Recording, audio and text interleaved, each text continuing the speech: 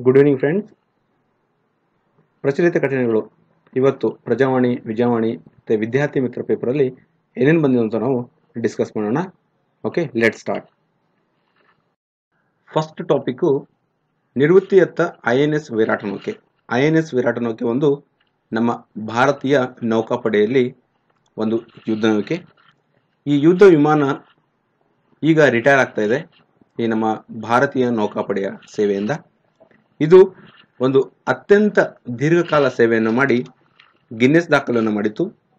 ಈಗ ಇದು 56 ವರ್ಷ ಬಳಿಕ ಈ ಸೇವೆಯಿಂದ ನಿವೃತ್ತಿಯನ್ನು ಆಗ್ತಾ ಇದೆ. ಈ INS ವಿರಾಟ ನೌಕೆ ಮೊದಲು ಬ್ರಿಟನ್ನ ನೌಕಾಪಡೆಯಲ್ಲಿತ್ತು. ಆ ಬ್ರಿಟನ್ನ ನೌಕಾಪಡೆಯ ಹೆಸರು ರಾಯಲ್ ನೇವಿ ಅಂತ. ಆಮೇಲೆ ಅಲ್ಲಿ ಸೇವೆ ಮಾಡಬೇಕಾದ್ರೆ ಅದರ ಹೆಸರು HMS ಹರ್ಮಿಸ್ ಅಂತ ಇತ್ತು. ಆಮೇಲೆ ನಮ್ಮ ಭಾರತದವರು ಅದನ್ನು ಖರೀದಿಸಿದ್ರು. ಆಮೇಲೆ INS ವಿರಾಟ್ ಅಂತ ಅದಕ್ಕೆ ಮರುನಾಮಕರಣ ಮಾಡಿದರು. ಈ ಬ್ರಿಟನ್ನಲ್ಲಿದ್ದಾಗ ಅದು 27 ವರ್ಷ ಕಾಲ ಸೇವೆಯನ್ನು ಮಾಡಿದೆ. ಆಮೇಲೆ ನಮ್ಮ ಭಾರತದಲ್ಲಿ 29 ವರ್ಷ ಸೇವೆಯನ್ನು ಮಾಡಿದೆ. ಟೋಟಲ್ ಆಗಿ 56 ವರ್ಷನ ಈ ಸೇವೆಯನ್ನು ಮಾಡಿದೆ ಈ ನೌಕಾಪಡೆಯಲ್ಲಿ. ಈಗ ಈ INS ವಿರಾಟ್ ಏನಾದರೆ ರಿಟೈರ್ ಆಗ್ತಾ ಇದೆ. ಮತ್ತೆ ಈ INS ವಿರಾಟ್ ನೌಕೆಯಲ್ಲಿ ಒಂದು ಕೊಠಡಿ, ಆ ಒಂದು ಕೊಠಡಿಗೆ ರಾಜಕುಮಾರನ ಹೆಸರು ಯಾವುದು 1975ರಲ್ಲಿ ಬ್ರಿಟನ್ನ ರಾಜಕುಮಾರ ಚಾರ್ಲ್ಸ್ ಅವರ ಹೆಸರನ್ನು ಇಡಲಾಗಿದೆ ಒಂದು ಕೊಠಡಿಗೆ. ಯಾಕಂದ್ರೆ ಆ ನೌಕೆಯಲ್ಲಿ ಈ ರಾಜಕುಮಾರ ಚಾರ್ಲ್ಸ್ ಅವರು ಫಸ್ಟ್ ಸೇನಾ ಪೈಲಟ್ ವೃತ್ತಿಯನ್ನು ಆರಂಭಿಸಿರಂತೆ. ಸೊ ಅವರ ನೆನಪಿಗಾಗಿ ಈ ನೌಕೆಯ ಒಂದು ಕೊಠಡಿಗೆ ರಾಜಕುಮಾರ್ ಹೆಸರು ಚಾರ್ಲ್ಸ್ ಅಂತ ಹೆಸರನ್ನು ಇಡಲಾಗಿದೆ. ಈ INS ವಿರಾಟ್ ನೌಕೆಯ ಒಂದು ಪಯಣ, ಅದು ನಡೆದು ಬಂದ ದಾರಿ ಹೇಗೆ ಅಂತ ನಾವು ಈಗ ತಿಳ್ಕೊಳ್ಳೋಣ. ಇಲ್ಲಿ ನೋಡಿ, ಇದರ ದೀರ್ಘ ಪಯಣವನ್ನು ನಾವು ತಿಳ್ಕೊಂಡ 1944ರಲ್ಲಿ ನೌಕೆಯ ನಿರ್ಮಾಣಕ್ಕೆ ಚಾಲನೆ, ಅಂದ್ರೆ ಈ ನೌಕೆ ನಿರ್ಮಾಣ ಮಾಡೋಗೋಸ್ಕರ ಚಾಲನೆಯನ್ನು ಮಾಡಿದ್ರು. ಅದು 1944ರಲ್ಲಿ. ನಂತರ 1959ರಲ್ಲಿ ಈ ಬ್ರಿಟನ್ನ ನೌಕಾಪಡೆಯಾದ ರಾಯಲ್ ನೇವಿಗೆ ಸೇರ್ಪಡೆ ಆಯಿತು. ಆಮೇಲೆ 1986ರಲ್ಲಿ ಈ ರಾಯಲ್ ನೇವಿಯಿಂದ ಭಾರತದವರು ಈ INS ವಿರಾಟ್ ಇದೆಯಲ್ಲ, ಅಲ್ಲಿ ಹರ್ಮಿಸ್ ಅಂತ ಇತ್ತು, ಅದನ್ನ ಏನಂದ್ರೆ ನಮ್ಮ ಭಾರತದವರು ಖರೀದಿಸಿ ಅದಕ್ಕೆ ಈ INS ವಿರಾಟ್ ಅಂತ ಹೆಸರನ್ನ ಇಟ್ಟಿದ್ರು. ನಂತರ 1987ರಲ್ಲಿ ಈ ನೌಕಾಪಡೆ, ನಮ್ಮ ಭಾರತೀಯ ನೌಕಾಪಡೆಗೆ ಈ INS ವಿರಾಟ್ ಅನ್ನ ಸೇವೆಯನ್ನ ನಿಯೋಜನೆ ಅಂದ್ರೆ ಸ್ಟಾರ್ಟ್ ಆಯಿತು. ನಂತರ ಇದು 1989ರಲ್ಲಿ ಶ್ರೀಲಂಕಾ ಶಾಂತಿ ಪಾಲನಾ ಕಾರ್ಯಾಚರಣೆಯಲ್ಲಿ ಭಾಗಿಯಾಗಿದೆ ಈ INS ವಿರಾಟ. ಮತ್ತೆ ಹಾಗೆ 1999ರಲ್ಲಿ ಕಾರ್ಗಿಲ್ ಯುದ್ಧ ಆಪರೇಷನ್ ವಿಜಯನಲ್ಲೂ ಈ ಒಂದು INS ವಿರಾಟ ಭಾಗಿಯಾಗಿದೆ. ನಂತರ ಈಗ 2017 ಮಾರ್ಚ್ 6ರಂದು ಈ ನೌಕಾಪಡೆಯ ಸೇವೆಯಿಂದ ಈ ಯುದ್ಧ ನೌಕೆ INS ವಿರಾಟ ರಿಟೈರ್ ಆಗ್ತಾ ಇದೆ. ನೆಕ್ಸ್ಟ್ ಇದರ ವಿಶೇಷತೆ ಏನಂತ ನಾವು ನೋಡ್ಕೊಳ್ಳೋಣ. ಈ INS ವಿರಾಟ್ ನ ವಿಶೇಷತೆ, ಈ ಒಂದು ಯುದ್ಧ ವಿಮಾನದ ವಿಶೇಷತೆ ಏನಂದ್ರೆ, ಇದು ವಿಶ್ವದ ಹಳೆಯ ಯುದ್ಧ ನೌಕೆ, ತುಂಬಾ ಹಳೆಯದು. ಮತ್ತೆ ಗಿನ್ನಿಸ್ ದಾಖಲೆ ಮಾಡಿದೆ 56 ವರ್ಷ ಸೇವೆಯನ್ನು ಮಾಡಿ. ಆಮೇಲೆ ಭಾರತದಲ್ಲಿ ಇದರ ಒಂದು ಸೇವೆ 29 ವರ್ಷ, ಮತ್ತೆ ಬ್ರಿಟನ್ನಲ್ಲಿ 27 ವರ್ಷ ಸೇವೆಯನ್ನು ಮಾಡಿದೆ. ಇದು ಈಗ ರಿಟೈರ್ ಆದ ನಂತರ ಇದರ ಮುಂದಿನ ಒಂದು ಕಥೆಯನ್ನ, ಅಂದ್ರೆ ನೌಕೆ ಏನು ಮಾಡಲಾಗಿದೆ ಜಸ್ಟ್ ರಿಟೈರ್ ಆದ್ಮೇಲೆ ಅಂತ ಅದನ್ನು ಇನ್ನೂ ನಿರ್ಧರಿಸಿಲ್ಲಂತೆ. ಆಮೇಲೆ ಈ ಒಂದು INS ವಿರಾಟ್ ನೌಕೆಯಲ್ಲಿ ದಿನ 700 ಪರೋಟಗಳನ್ನ ಪ್ರತಿದಿನ ಅಲ್ಲಿ ಇರುವ ಸಿಬ್ಬಂದಿಗಳನ್ನ ಊಟೋಪಚಾರ ಮಾಡೋಗೋಸ್ಕರ ಅಡಿಗೆಯನ್ನು ಮಾಡ್ತಾರಂತೆ. ಅಲ್ಲಿ 700 ಪರೋಟಗಳನ್ನ ತಯಾರು ಮಾಡ್ತಾರಂತೆ. ಹಾಗೆ ಡೈಲಿ 350 kg ಅಕ್ಕಿ, 350 kg ಅಕ್ಕಿ ಬಳಸಿ ಅನ್ನ ಮಾಡ್ತಾರೆ. ಆಮೇಲೆ 7000 ಪರೋಟ, ಆಮೇಲೆ 2 kg ಮಾಂಸ, 200 kg ಮಾಂಸವನ್ನು ಮಾಡ್ತಾರೆ. ಆಮೇಲೆ 80 kg ಬೇಳೆ ಮತ್ತು 300 kg ತರಕಾರಿಯನ್ನು ಬಳಸಿ ದಿನ ಸಾರು ಮಾಡಿ ಪ್ರತಿದಿನ ಅಲ್ಲಿ ಇರುವ ಸಿಬ್ಬಂದಿಗಳಿಗೆ ಅಡಿಗೆ ಮಾಡಿ, ಅಂದ್ರೆ ಅಡಿಗೆಗೆ ಬಳಕೆ ಆಗುತ್ತೆ ಅಂತ ಹೇಳಿದ್ದಾರೆ. ನೆಕ್ಸ್ಟ್ ಈ INS ವಿರಾಟ್ ಇದೆ, ಅದರಲ್ಲಿ ಒಂದು ಪ್ರಾರ್ಥನಾಲಯ ಇದೆ. ಅದು ಈ ಬ್ರಿಟನ್ ಅವರೇ ನಿರ್ಮಿತ ಮಾಡಿದ್ರು ಈ ನೌಕೆ, ಅವಾಗನೇ ಆ ಪ್ರಾರ್ಥನಾಲಯ ಅದರಲ್ಲಿ ಇದೆ ಅಂತೆ. ಆಮೇಲೆ ಭಾರತಕ್ಕೆ ಯಾವಾಗ ಈ ನೌಕಾಪಡೆಯ ಬಂತು, ಆ ನೌಕಾಪಡೆಯಲ್ಲಿರುವ ಒಂದು ಈ ಪ್ರಾರ್ಥನಾಲಯ ಅವರು ಏನು ಚೇಂಜಸ್ ಮಾಡಲಿಲ್ಲ, ಅದು ಹಾಗೆ ಕಂಟಿನ್ಯೂ ಆಗಿ ಆ ಪ್ರಾರ್ಥನಾಲಯ ಆ ಒಂದು INS ವಿರಾಟದಲ್ಲಿ ಉಳ್ಕೊಂಡಿದೆ. ಇದು ಒಂದು ಬ್ರಿಟನ್ನ ಸೈನಿಕರ ಒಂದು ಸ್ಮಾರಕನು ಈ ನೌಕೆಯಲ್ಲಿದೆ, ಅಂದ್ರೆ ಬ್ರಿಟನ್ನ ಒಂದು ಸೈನಿಕರ ಒಂದು ಸ್ಮಾರಕನು ಈ ನೌಕೆಯಲ್ಲಿದೆ ಅಂತೆ. ಅದೇ ರೀತಿ ಇದರಲ್ಲಿ ಇರುವ ಸವಲತ್ತುಗಳು ಏನಂದ್ರೆ, ದಂತ ಚಿಕಿತ್ಸಾಲಯ ಅಂದ್ರೆ ಡೆಂಟಲ್ ಹಾಸ್ಪಿಟಲ್ ಇದೆ ಅಂತೆ. ಆಮೇಲೆ 2 ಚಿಕಿತ್ಸಾ ಕೊಠಡಿಗಳ ಆಸ್ಪತ್ರೆ, ಒಂದು ಹಾಸ್ಪಿಟಲ್ ಇದೆ ಅಂತೆ. ಆಮೇಲೆ TV ಇದೆ ಅಂತೆ, ಲೈಬ್ರರಿ ಗ್ರಂಥಾಲಯ ಇದೆ, 10 ತಜ್ಞ ವೈದ್ಯರು ಅಂದ್ರೆ ಡಾಕ್ಟರ್ಸ್ 10 ಜನ ಇದ್ದಾರಂತೆ. ಆಮೇಲೆ ಪ್ರತಿದಿನ 800 ಸಮವಸ್ತ್ರ ಶುಚಿಗೊಳಿಸುವ ಸಾಮರ್ಥ್ಯವನ್ನು ಹೊಂದಿದೆ. ನಮಗೆ ವ್ಯಾಯಾಮ ಶಾಲೆ ಅಂತ ಇದೆ ಅಂತ ಇದರಲ್ಲಿ. ಓಕೆ, ನೀವು ನೆನಪಿಟ್ಕೊಳ್ಳೋದು ಈ INS ವಿರಾಟ್, ಇದರ ಮೊದಲ ಹೆಸರು HMS ಹರ್ಮಿಸ್ ಅಂತ ಆಯಿತು. ಆಮೇಲೆ ಬ್ರಿಟನ್ನಿಂದ ನಾವು ಭಾರತೀಯರು ಯಾವಾಗ ಅದನ್ನು ಖರೀದಿ ಮಾಡ್ಕೊಂಡ್ವಿ ಅವಾಗ ಅದರ ಮರುನಾಮಕರಣ ಆಯಿತು, ಅದು INS ವಿರಾಟ್ ಅಂತ ಆಯಿತು. ಆಮೇಲೆ ಈಗ ಮಾರ್ಚ್ 2017 ಒಂದು 6ನೇ ತಾರೀಕು ಅಂದರೆ ಒಂದು ಇದೇನಾಗ್ತದೆ ರಿಟೈರ್ ಆಗ್ತಾ ಇದೆ ಅಂತ ನೆನ್ಪಿಟ್ಕೊಡ್ರಿ. ಅಂತ್ಯೋದಯ ರೈಲು ಆರಂಭ. ಅಂತ್ಯೋದಯ ರೈಲು ಇದೊಂದು ವಿಶೇಷ ಎಕ್ಸ್ಪ್ರೆಸ್ ರೈಲು. ಇದರ ಸಂಚಾರ ಈಗ ಆರಂಭವಾಗಿದೆ. ಇದು ಸಾಮಾನ್ಯರಿಗೋಸ್ಕರ ಮಾಡಿದ್ದು. ಇದರಲ್ಲಿ ಮೊದಲ ದರ್ಜೆಯ ಬೋಗಿಗಳ ಸೌಲಭ್ಯ ಹೊಂದಿರುತ್ತದೆ, ಅಂದರೆ ಫಸ್ಟ್ ಕ್ಲಾಸ್ ಬೋಗಿಗಳು ಇದರಲ್ಲಿ ಒಂದು ಇದೆ. ಆಮೇಲೆ ಪ್ರಯಾಣ ದರ, ಈ ಅಂತ್ಯೋದಯ ರೈಲಿನ ಪ್ರಯಾಣ ದರ ಸಾಮಾನ್ಯ ರೈಲು ಅಂದರೆ ಈ ಜನರಲ್ ಆಗಿ ಏನು ರೈಲಿನ ದರ ಇದೆಯಾ ಅದರಿಗಿಂತ 10% 15% ಹೆಚ್ಚಿದೆ ಅಂತೆ. ಆಮೇಲೆ ಇದರಲ್ಲಿ ಉತ್ತಮ ಸೀಟು ಅಂದರೆ ಆಸನಗಳು ಇದ್ದಾವೆ. ಆಮೇಲೆ ಬೆಳಕಿನ ವ್ಯವಸ್ಥೆಯನ್ನು ಚೆನ್ನಾಗಿ ಹೊಂದಿದೆ ಅಂತೆ ಈ ರೈಲು. ಆಮೇಲೆ ಇದರಲ್ಲಿ ಮುಂಗಡ ಟಿಕೆಟ್ ಕಾಯ್ದಿರಿಸುವಿಕೆ ಇಲ್ಲ, ಅಂದರೆ ರಿಸರ್ವೇಷನ್ ಇಲ್ಲ ಅಂತ ಇದರಲ್ಲಿ. ಅಂದರೆ ನಾವು ಮುಂಚಿತವಾಗಿ ರಿಸರ್ವೇಷನ್ ಮಾಡುವ ಒಂದು ವ್ಯವಸ್ಥೆಯನ್ನ ಈ ರೈಲಿನಲ್ಲಿ ಇಲ್ಲ. ಆಮೇಲೆ ಈ ರೈಲು ಈ ಆರಂಭ ಮಾಡಿದ್ದು, ಈ ಸಂಚಾರ ಆರಂಭ ಮಾಡಿದ ಒಂದು ಕಾರಣ ಏನಂದ್ರೆ ಪ್ರಯಾಣಿಕರ ಒಂದು ದಟ್ಟಣೆಯನ್ನು ಆಗ್ತಾ ಇದೆ, ಅದನ್ನ ಒಂದು ಕಡಿಮೆ ಮಾಡೋಕ್ಕೋಸ್ಕರ. ಮತ್ತೆ ಯಾವ್ಯಾವ ಮಾರ್ಗಗಳಲ್ಲಿ ಈ ಪ್ರಯಾಣಿಕರ ದಟ್ಟಣೆ ಜಾಸ್ತಿ ಇದೆ ಅಂತ ಮಾರ್ಗಗಳಲ್ಲಿ ಈ ಅಂತ್ಯೋದಯ ಎಕ್ಸ್ಪ್ರೆಸ್ ಅನ್ನ ಸಂಚಾರ ಮಾಡಲಿದೆ ಅಂತೆ.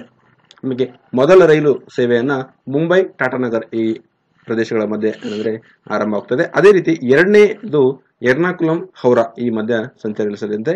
ಇಲ್ಲಿ ನೀವು ನೆನಪಿಟ್ಕೊಳ್ಳೋದು ಅಂತ್ಯೋದಯ ರೈಲು ಇದೊಂದು ಸ್ಟಾರ್ಟ್ ಆಗಿದೆ. ಇದರಲ್ಲಿ ಮೊದಲ ದರ್ಜೆ ಬೋಗಿಗಳಿದಾವೆ. ಆಮೇಲೆ ಪ್ರಯಾಣಿಕರ ದರ 10% 15% ನಾರ್ಮಲ್ ರೈಲಿನ ದರಗಿಂತ ಜಾಸ್ತಿ ಇದೆ. ಆಮೇಲೆ ಇದರಲ್ಲಿ ಮುಂಗಡ ಟಿಕೆಟ್ ಅಂದ್ರೆ ರಿಸರ್ವೇಶನ್ ಮಾಡಕ್ಕೆ ಅವಕಾಶವನ್ನ ಇಲ್ಲ. ಆಮೇಲೆ ಇಲ್ಲಿ ಇದು ಮೊದಲ ರೈಲು ಸಂಚಾರ ಈ ಮುಂಬೈ ಮತ್ತೆ ಟಾಟಾನಗರ್ ಮಧ್ಯೆ, ಎರಡನೇದು ಎರ್ನಾಕುಲಂ ಮತ್ತೆ ಹೌರಾ ಮಧ್ಯೆ ಸಂಚರಿಸಲಿ ಅಂತ ನೆನ್ಪಿಟ್ಕೊಡ್ರಿ. ಓಕೆ, ನೆಕ್ಸ್ಟ್ ಒಂದೇ ಸೌರವ್ಯೂಹದಲ್ಲಿ ಭೂಮಿಯನ್ನು ಹೋಲುವ 7 ಗ್ರಹಗಳು ಪತ್ತೆ. ನಾಸಾದ ವಿಜ್ಞಾನಿಗಳು ಈ ಒಂದು ಬಾಹ್ಯಾಕಾಶ ಇತಿಹಾಸದಲ್ಲಿ ಮೊಟ್ಟ ಮೊದಲ ಬಾರಿಗೆ ಈ ಭೂಮಿಯನ್ನು ಹೋಲುವ 7 ಗ್ರಹಗಳನ್ನ ಈ ಸೌರವ್ಯೂಹದಲ್ಲಿ ಒಂದೇ ಸೋಲಾರ್ ಸಿಸ್ಟಮ್ ಅಲ್ಲಿ ಅವರು ಪತ್ತೆ ಮಾಡಿದರೆ ಆ 7 ಗ್ರಹಗಳು ಈ ಭೂಮಿಯನ್ನು ಹೋಲುತ್ತಂತೆ, ಭೂಮಿಯ ಒಂದು ಆಕಾರ ತರನೇ. ಅದರಲ್ಲಿ ಜೀವಿಗಳು ವಾಸಿಸಲು ಯೋಗ್ಯವಿದೆ ಅಂತ ಈ ನಾಸಾದ ವಿಜ್ಞಾನಿಗಳು ಹೇಳಿದ್ದಾರೆ. ಆಮೇಲೆ ಈ ನಾಸಾದ ವಿಜ್ಞಾನಿಗಳು ಈ 7 ಗ್ರಹಗಳನ್ನು ಪತ್ತೆ ಹಚ್ಚಿದರೆ ಆ 7 ಗ್ರಹಗಳಲ್ಲಿ 3 ಗ್ರಹಗಳಲ್ಲಿ ಅಧಿಕ ಪ್ರಮಾಣದ ನೀರಿನ ಒಂದು ಮೂಲವಿದೆ ಅಂತೆ. ಆಮೇಲೆ ನಮ್ಮ ಭೂಮಿಯಿಂದ ಈ ಸೌರವ್ಯೂಹಕ್ಕೆ 40 ಜ್ಯೋತಿರ್ವರ್ಷ ಅಷ್ಟು ದೂರ ಇದೆ ಅಂತೆ. ಆಮೇಲೆ ಈ 7 ಗ್ರಹಗಳನ್ನ ಏನು ಇವರು ಪತ್ತೆ ಹಚ್ಚಿದ್ದಾರೆ ಅಲ್ಲಿರುವ ಹೊಂದಿರುವ ಆ 7 ಗ್ರಹವನ್ನು ಹೊಂದಿರುವ ನಕ್ಷತ್ರಕ್ಕೆ ವಿಜ್ಞಾನಿಗಳು ಟ್ರಾಪಿಸ್ಟ್ 1 ಅಂತ ಒಂದು ಹೆಸರನ್ನ ನಾಮಕರಣವನ್ನ ಮಾಡಿದ್ದಾರೆ. ಓಕೆ, ನೀವೇ ಇಲ್ಲಿ ನೆನಪಿಟ್ಕೊಳ್ಳೋದು ಈ ನಾಸಾದ ವಿಜ್ಞಾನಿಗಳು 7 ಗ್ರಹಗಳನ್ನ ಭೂಮಿಯ ತರ ಹೋಲುವ 7 ಗ್ರಹಗಳನ್ನ ಪತ್ತೆ ಹಚ್ಚಿದ್ದಾರೆ. ಅಲ್ಲಿರುವ ನಕ್ಷತ್ರಕ್ಕೆ ವಿಜ್ಞಾನಿಗಳು ಟ್ರಾಪಿಸ್ಟ್ 1 ಅಂತ ಒಂದು ಹೆಸರನ್ನ ಕೊಟ್ಟಿದ್ದಾರೆ. ಓಕೆ, ನೆಕ್ಸ್ಟ್ ವಿತರಣೆ ಪ್ರಕ್ರಿಯೆ ಸರಳಗೊಳಿಸುವ ಉದ್ದೇಶ ಕಾರ್ತಿಕೇಯನ್ 4 ಅಂಚೆ ಕಚೇರಿಗಳಲ್ಲಿ ಪಾಸ್ಪೋರ್ಟ್ ಸೇವಾ ಕೇಂದ್ರ. ಇತ್ತೀಚೆಗೆ ಈ ಪಾಸ್ಪೋರ್ಟ್ ಸೇವಾ ಕೇಂದ್ರ ಅಂದ್ರೆ ಪ್ರಮುಖ ನಗರಗಳಲ್ಲಿರುವ ಈ ಪಾಸ್ಪೋರ್ಟ್ ಕೇಂದ್ರದಲ್ಲಿ ಅರ್ಜಿಗಳು ಬಹಳ ಬರ್ತಾ ಇದ್ದಾವೆ. ಇದರಿಂದ ಕೆಲಸ ಭಾರ ಆಗ್ತಿದೆ. ಅದನ್ನ ತಡೆಯೋಗೋಸ್ಕರ ಅಂಚೆ ಕಚೇರಿಗಳ ಮುಖಾಂತರ ಪಾಸ್ಪೋರ್ಟ್ ಸೇವಾ ಕೇಂದ್ರವನ್ನ ಸ್ಟಾರ್ಟ್ ಮಾಡಬೇಕಂತ ಒಂದು ಯೋಜನೆ ಹಾಕೊಂಡಿದ್ರು. ಆ ಯೋಜನೆ ಪ್ರಕಾರ ವಿವಿಧ ನಗರಗಳಲ್ಲಿ ಈ ಪಾಸ್ಪೋರ್ಟ್ ಸೇವಾ ಕೇಂದ್ರ ಅಂಚೆ ಕಚೇರಿ ಮೂಲಕ ಮಾಡಬೇಕು ಅನ್ನೋ ಒಂದು ಯೋಜನೆಯನ್ನ ಮಾಡಿದ್ರು. ಅದು ನಮ್ಮ ಕರ್ನಾಟಕದಲ್ಲಿ ಮೈಸೂರಿನಲ್ಲಿ ಮಾತ್ರ ಈ ಅಂಚೆ ಕಚೇರಿಯ ಪಾಸ್ಪೋರ್ಟ್ ಸೇವಾ ಕೇಂದ್ರವನ್ನ ಸ್ಟಾರ್ಟ್ ಮಾಡಿದ್ರು. ಇನ್ನು ಮುಂದೆ ಈಗ ಕಲಬುರಗಿ, ಬೆಳಗಾವಿ, ದಾವಣಗೆರೆ ಮತ್ತು ಹಾಸನ ಈ ನಗರಗಳಲ್ಲಿ ಈ ಅಂಚೆ ಕಚೇರಿಯ ಮೂಲಕ ಪಾಸ್ಪೋರ್ಟ್ ಸೇವಾ ಕೇಂದ್ರಗಳನ್ನ ಜಾರಿ ಮಾಡಬೇಕಂತ ತೆರೆಯಬೇಕಂತ ಒಂದು ಯೋಜನೆ ಹಾಕೊಂಡಿದ್ದಾರೆ. ಈಗ ಸದ್ಯದಲ್ಲಿ ಒಂದು ವಾರದ ಹಿಂದ್ಗಡೆ ಕಲಬುರಗಿಯಲ್ಲಿ ಸ್ಟಾರ್ಟ್ ಮಾಡಿದ್ದಾರೆ ಈ ಪಾಸ್ಪೋರ್ಟ್ ಸೇವಾ ಕೇಂದ್ರ ಅಂಚೆ ಕಚೇರಿಯ ಮೂಲಕ. ಅಲ್ಲಿ ಬಹಳ ಒಂದು ಉತ್ತಮ ರೀತಿಯಾಗಿ ನಡೀತಾ ಇದೆ. ಮತ್ತೆ ಈ ನಾವು ಪಾಸ್ಪೋರ್ಟ್ ಸೇವಾ ಕೇಂದ್ರಕ್ಕೆ ನಾವು ಒಂದು ಅರ್ಜಿ ಹಾಕಿದಾಗ ಪಾಸ್ಪೋರ್ಟ್ಗೋಸ್ಕರ ಅವಾಗ ಪೊಲೀಸರು ನಮ್ಮ ಅಡ್ರೆಸ್ಸು ಆಮೇಲೆ ನಮ್ಮ ಮೇಲೆ ಯಾವುದೋ ಕ್ರಿಮಿನಲ್ ಕೇಸ್ ಇದೆ ಅಥವಾ ಅಂತ ಎಲ್ಲ ಒಂದು ಚೆಕ್ ಮಾಡೋಕ್ಕೋಸ್ಕರ ಅವರು ಅಡ್ರೆಸ್ ಅನ್ನ ವೆರಿಫಿಕೇಶನ್ ಮಾಡ್ತಾರೆ. ಸೊ ಆ ವೆರಿಫಿಕೇಶನ್ಗೋಸ್ಕರ ಈಗ ಮೊದಲು ಏನಾಗ್ತಿದ್ದು ಆ ವೆರಿಫಿಕೇಶನ್ ಮಾಡ್ಕೊಳ್ಳಿ ಅವರು ಒಂದು ಪ್ರಮಾಣ ಪತ್ರವನ್ನು ಕೊಡಬೇಕು ನಮ್ಮ ಪೊಲೀಸರು.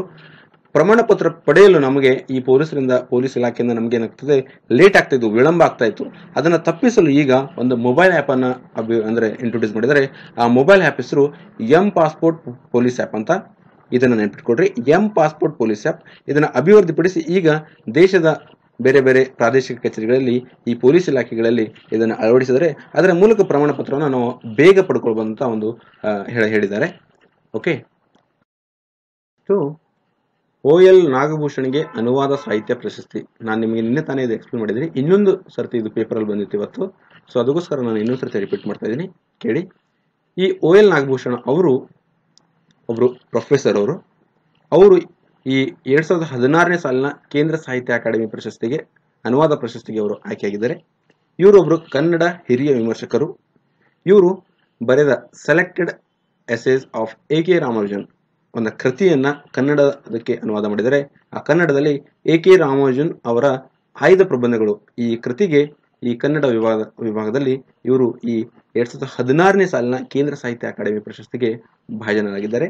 ಆಮೇಲೆ ಇತರ 22 ಭಾಷೆಗಳಿಗೆ ಅನುವಾದ ಪ್ರಶಸ್ತಿಯನ್ನ ಪ್ರಕಟಿಸಲಾಗಿದಂತೆ ನಮ್ಮ ಈ ಕನ್ನಡ ಕರ್ನಾಟಕದಲ್ಲಿ ಪ್ರೊಫೆಸರ್ OL ನಾಗಭೂಷಣ ಸ್ವಾಮಿ ಅವರಿಗೆ ಈ 2016ನೇ ಸಾಲಿನ ಕೇಂದ್ರ ಸಾಹಿತ್ಯ ಅಕಾಡೆಮಿ ಪ್ರಶಸ್ತಿಯನ್ನ, ಅನುವಾದ ಪ್ರಶಸ್ತಿಯನ್ನ ದೊರೆತಿದೆ. Okay, IIMB Indian institute of management. Okay, ನಿರ್ದೇಶಕರಾಗಿ ರಘುರಾಮ್ ಅಧಿಕಾರ ಸ್ವೀಕಾರ. ಈ ಬೆಂಗಳೂರಿನಲ್ಲಿ IIMB Indian institute of management ಈ ಮ್ಯಾನೇಜ್ಮೆಂಟ್ನ ನಿರ್ದೇಶಕರಾಗಿ ಪ್ರೊಫೆಸರ್ G ರಘುರಾಮ್ ಅವರು ಬುಧವಾರ ಈ ಅಧಿಕಾರವನ್ನು ಸ್ವೀಕರಿಸಿದರು. ಇವರು ರಘುರಾಮ್ ಅವರು ಮೊದಲು ಅಹಮದಾಬಾದ್ನಲ್ಲಿ IIM ಅದರ ಪ್ರಾಧ್ಯಾಪಕರಾಗಿದ್ದರಂತೆ. ಈಗ ಈ ಬೆಂಗಳೂರಿನ ಇಂಡಿಯನ್ ಇನ್ಸ್ಟಿಟ್ಯೂಟ್ ಆಫ್ ಮ್ಯಾನೇಜ್ಮೆಂಟ್ ಈ ಸಂಸ್ಥೆಯ ನಿರ್ದೇಶಕರಾಗಿ ಅವರು ಅಧಿಕಾರವನ್ನು ಸ್ವೀಕರಣೆ ಮಾಡಿದ್ದಾರೆ. ನೆಕ್ಸ್ಟ್ ICGS ಆಯುಷ್ ಸೇರ್ಪಡೆ, ಇಂಡಿಯನ್ ಕೋಸ್ಟ್ ಗಾರ್ಡ್ ಶಿಪ್ ಅಂತ ICGS ಅಂದರೆ ICGS ಆಯುಷ್ ಸೇರ್ಪಡೆಯನ್ನ ಆಗಿದೆ. ಈ ಒಂದು ಭದ್ರತಾ, ಕರಾವಳಿ ಭದ್ರತಾ ಪಡೆಗೆ ಈ ICGS ಆಯುಷ್ ಅನ್ನ ಸೇರ್ಪಡೆ ಮಾಡಿದ್ದಾರೆ ನಮ್ಮ ಭಾರತದವರು. ಈ ICGS ಅಂದ್ರೆ ಏನಂತ ನಾವು ತಿಳ್ಕೊಳ್ಳೋಣ. ICGS Indian coast guard ship ಅಂತ. ಇದು ಒಂದು ವೇಗದ ಗಸ್ತು ಹಡಗು. ಓಕೆ, ಇದು ಈಗ ಭಾರತೀಯ ಕರಾವಳಿ ಭದ್ರತಾ ಪಡೆಗೆ ಸೇರ್ಪಡೆಯಾಗಿದೆ. ಈ ಇಂಡಿಯನ್ ಕೋಸ್ಟ್ ಗಾರ್ಡ್ ಶಿಪ್ ವೇಗದ ಗಸ್ತು ಹಡಗನ್ನ ನಿರ್ಮಾಣ ಮಾಡೋಗೋಸ್ಕರ ಕೊಚ್ಚಿನ ಶಿಪ್ ಯಾರ್ಡ್ ಅವರಿಗೆ ಕೊಟ್ಟಿದ್ರು. 20 ಈ ವೇಗದ ಗಸ್ತು ಹಡಗನ್ನ ನಿರ್ಮಾಣ ಮಾಡೋಗೋಸ್ಕರ ಇವರಿಗೆ ಕೊಚ್ಚಿನ ಶಿಪ್ ಯಾರ್ಡ್ ಅವರಿಗೆ ಕೊಟ್ಟಿದ್ರು. ಈಗ ಅವರು 20ನೇಯ ಈ ICGS ಆಯುಷನ್ನ ನಿರ್ಮಾಣವನ್ನು ಮಾಡಿ ಈಗ ಅದು ಭಾರತೀಯ ಕರಾವಳಿ ಭದ್ರತಾ ಪಡೆಗೆ ಸೇರ್ಪಡೆಯನ್ನು ಮಾಡಿದ್ದಾರೆ. ಈ ICGS ಆಯುಷ್ ಏನಿದೆಯಲ್ಲ, ಇದು ನ್ಯಾವಿಗೇಷನ್ ಹಾಗೂ ಸಂವಹನ, ನ್ಯಾವಿಗೇಷನ್ ಮತ್ತೆ ಸಂವಹನ ಅಂದ್ರೆ ಕಮ್ಯುನಿಕೇಶನ್ ಒಂದು ಸಲಕರಣೆಯನ್ನು ಇದರಲ್ಲಿ ಹೊಂದಿದೆ. ಆಮೇಲೆ ಇದು ಈಗ ಆಂಧ್ರದ ಕೃಷ್ಣಪಟ್ಟಣ ಕರಾವಳಿಯಲ್ಲಿ ಈ ICGS ಆಯುಷನ್ನ ಕಾರ್ಯಾಚರಿಸಲಿದೆ. ಅಂದ್ರೆ ಅಲ್ಲಿ ಅದರ ಕಾರ್ಯವನ್ನು ಆರಂಭಿಸಲಿದೆ. ಇಲ್ಲಿ ಆಂಧ್ರದ ಕೃಷ್ಣಪಟ್ಟಣ ಅಂತ, ಆ ಕೃಷ್ಣಪಟ್ಟಣದ ಕರಾವಳಿಯಲ್ಲಿ ಈ ICGS Indian coast guard ship ಆಯುಷನ್ನ ಅಲ್ಲಿ ಸೇರ್ಪಡೆ ಅಂದ್ರೆ ಕಾರ್ಯಾಚರಣೆಗೆ ಅದು ಆರಂಭವಾಗಿದೆ. ಇದರ ಹಿನ್ನೆಲೆ ತಿಳ್ಕೊಳ್ಳೋಣ. ಈ ICGS ಆಯುಷ್ನ ಹಿನ್ನೆಲೆ ಏನಂತ ನಾವು ಅಕ್ಟೋಬರ್ 2010ರಲ್ಲಿ 20 ವೇಗವಾಗಿ ಚಲಿಸಬಲ್ಲ ಒಂದು ಈ ಕೋಸ್ಟಲ್ ಶಿಪ್ ಗಾರ್ಡ್ ಶಿಪ್ ಅನ್ನ ನಿರ್ಮಿಸಲು ಈ ಕೊಚ್ಚಿ ಶಿಪ್ ಯಾರ್ಡ್ಗೆ ಕೊಟ್ಟಿದ್ರು, ಒಂದು ಒಪ್ಪಂದನ ಮಾಡಿಕೊಡಲಾಗಿತ್ತು. ಅದೇ ರೀತಿ 2013ರಲ್ಲಿ ಇವರು ಮೊದಲನೇ ಒಂದು ಈ ಗಸ್ತು ನೌಕೆಯನ್ನ ಇವರು ಮೊದಲು ಹಸ್ತಾಂತರವನ್ನು ಮಾಡಿದರು. ಅದೇ ರೀತಿ ಮತ್ತೆ 2 ತಿಂಗಳ ನಂತರದಲ್ಲಿ ಉಳಿದ ಗಸ್ತು ನೌಕೆಗಳನ್ನ ಈ ಭಾರತೀಯ ಕರಾವಳಿ ಭದ್ರತಾ ಪಡೆಗೆ ಸೇರಿಸಲಾಗಿತ್ತು. ನಂತರ ಉಳಿದ ಒಂದು ಲಾಸ್ಟ್ 20ನೇ ಒಂದು ಗಸ್ತು ನೌಕೆಯನ್ನ ಈಗ ಏನ್ ಮಾಡಿದರೆ ಈ ಭಾರತೀಯ ಕರಾವಳಿ ಭದ್ರತಾ ಪಡೆಗೆ ಸೇರ್ಪಡೆಯನ್ನ ಮಾಡಿದ್ದಾರೆ. ಈ ನೌಕೆ 50 ಮೀಟರ್ ಉದ್ದವಿದೆ, 7.6 ಮೀಟರ್ ಬೀಮ್ ಅನ್ನ ಹೊಂದಿದೆ ಅಂತೆ. ಇದು ಒಂದು ಫಾಸ್ಟ್ ಪೆಟ್ರೋಲ್ ವಿಸಲ್ ಅಂದ್ರೆ ವೇಗವಾಗಿ ಚಲಿಸಬಲ್ಲ ಗಸ್ತು ನೌಕೆ.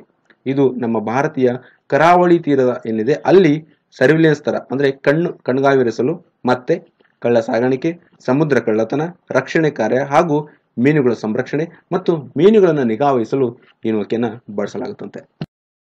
ನಾವು ಇವತ್ತು MCQ ಆಬ್ಜೆಕ್ಟಿವ್ ಟೈಪ್ ಕ್ವಶನ್ಸ್ ಅನ್ನ ಡಿಸ್ಕಸ್ ಮಾಡೋಣ. ಈ ಕರೆಂಟ್ ಅಫೇರ್ಸ್ ಮೇಲೆ ಇರೋದು. ಫಸ್ಟ್ ಕ್ವಶನ್, ಇತ್ತೀಚೆಗೆ ಆಯ್ಕೆಯಾದ ಬೆಂಗಳೂರಿನ ಇಂಡಿಯನ್ ಇನ್ಸ್ಟಿಟ್ಯೂಟ್ ಆಫ್ ಮ್ಯಾನೇಜ್ಮೆಂಟ್ ನ ನಿರ್ದೇಶಕರಾರು?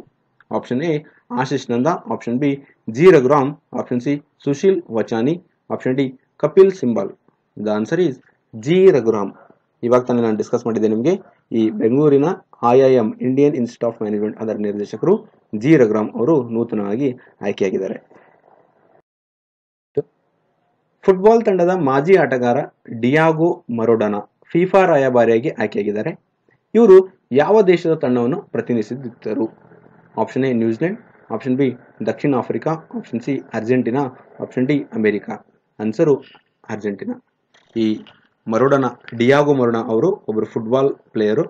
ಅವರು ಈಗ ಈ ಅರ್ಜೆಂಟಿನಾದವರು. ಆ ತಂಡದಿಂದ ಅವರು ಅರ್ಜೆಂಟಿನಾ ದೇಶದ ತಂಡವನ್ನು ಅವರು ಪ್ರತಿನಿಧಿಸುತ್ತಿದ್ದರು.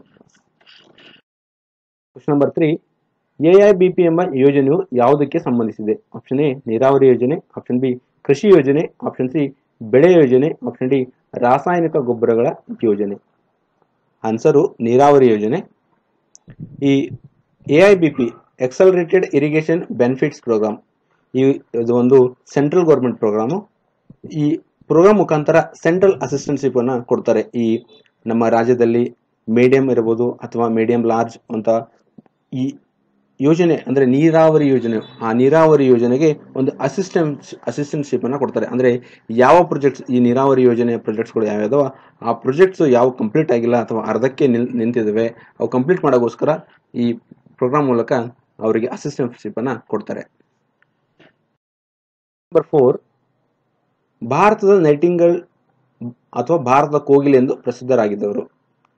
Option A Asha Bhosle, option B Lata Mangeshkar, option C Sarojini Naidu, option D ಯಾರು ಇಲ್ಲ. ಸೊ ಇದರ ಆನ್ಸರು ಸರೋಜಿನಿ ನಾಯ್ಡು. ನಂಬರ್ 5, ಭಾರತೀಯ ಮೂಲದ ಸಂದೀಪ್ ದಾಸ್ಗೆ ಲಾಸ್ ಏಂಜಲೀಸ್ನಲ್ಲಿ ನಡೆದ 2017ನೇ ಸಾಲಿನ ಯಾವ ವಿಭಾಗದಲ್ಲಿ ಗ್ರಾಮಿ ಪ್ರಶಸ್ತಿ ದೊರಕಿದೆ? Option A album of the year, option B record of the year, option C world music, option D pop solo ಪ್ರದರ್ಶನ. ಇದರ ಆನ್ಸರು ವರ್ಲ್ಡ್ ಮ್ಯೂಸಿಕ್. ಓಕೆ. 6, ಕೈಗಾರಿಕೋದ್ಯಮ ಸಂಘಟನೆ ಅಸೋಚಾಮ್ ಅಧ್ಯಕ್ಷರಾಗಿ ಆಯ್ಕೆಯಾದವರು ಯಾರು? Option A Naveen Jindal, option B Sandeep Jajodia, option C Kiran Kumar, option D Balakrishna Goenka. ಇದರ answer Sandeep ಜಜೋಡಿಯಾ. ಅವರು ಈ ಕೈಗಾರಿಕೋದ್ಯಮ ಸಂಘಟನೆ ಅಸೋಚಾಮ್ ಅದರ ಅಧ್ಯಕ್ಷರಾಗಿ.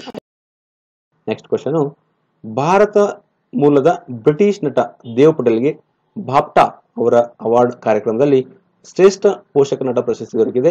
ಇವರು ಯಾವ ಚಿತ್ರದ ನಟನೆಗೆ ಈ ಪ್ರಶಸ್ತಿ ಒಲಿದೆ? Option A slum dog millionaire, option B lion, option C the last render, option D the road within. So ಇದರ answer lion. Thank you friends. ಒಂದು ವೇಳೆ ನೀವು ನನ್ನ ವಿಡಿಯೋ ಲೈಕ್ ಆದರೆ ನೀವು ಪ್ಲೀಸ್ ಕಮೆಂಟ್ ಮಾಡಿರಿ, ಶೇರ್ ಮಾಡಿರಿ, ಸಬ್ಸ್ಕ್ರೈಬ್ ಮಾಡಿರಿ. ಸಬ್ಸ್ಕ್ರೈಬ್ ಮಾಡೋಕ್ಕೋಸ್ಕರ ನೀವು ಯೂಟ್ಯೂಬ್ ಚಾನಲಲ್ಲಿ ಹೋಗಿ ಇಲ್ಲಿ ಸರ್ಚ್ ಇಂಬಾಕ್ಸ್ ಇದೆ, ಆ ಸರ್ಚಲ್ಲಿ ನೀವು KPSC ಟ್ಯೂಟರ್ ಅಂತ ನೀವು ಟೈಪ್ ಮಾಡಿದಾಗ ಸರ್ಚನ್ನು ಕೊಡ್ರಿ, ಅವಾಗ ನನ್ನ ಒಂದು ಚಾನಲ್ನ ಓಪನ್ ಆಗುತ್ತೆ. ಇಲ್ಲಿ ರೈಟ್ ಸೈಡಲ್ಲಿ ನಿಮಗೆ ಸಬ್ಸ್ಕ್ರೈಬ್ ಅಂತ ಒಂದು ಬಟನ್ ಇದೆ, ಅದನ್ನು ಪ್ರೆಸ್ ಮಾಡಿದಾಗ ನಮಗೆ ಸಬ್ಸ್ಕ್ರೈಬ್ ಆಗುತ್ತೆ. ಸೊ ಎವ್ರಿ ಟೈಮ್ ನಾನು ಒಂದು ಹೊಸ ವಿಡಿಯೋ ಮಾಡಿದಾಗ ನಿಮಗೆ ಅದು ಅಪ್ಲೋಡ್ ಆದಾಗ ನಿಮಗೆ ಏನಾದರೂ ನೋಟಿಫಿಕೇಶನ್ ಬಂದಿರುತ್ತೆ. ಸೊ ನಿಮಗೆ ಗೊತ್ತಾಗುತ್ತೆ ಇಮಿಡಿಯೇಟ್ ಆಗಿ. Okay, thank you so much.